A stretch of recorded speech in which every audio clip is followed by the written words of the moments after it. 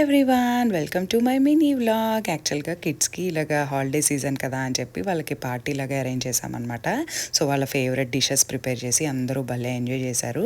And ఇంకో speciality ఏంటంటే నా బర్త్డే కూడా. సో మార్నింగ్ అంతా ఇంకా అలా అయిపోయింది. తర్వాత మా పెద్ద పాప వాళ్ళ డాడీ కలిపి అలా చిన్న సర్ప్రైజ్ లాగా కేక్ కట్ చేయించారనమాట. I felt so happy.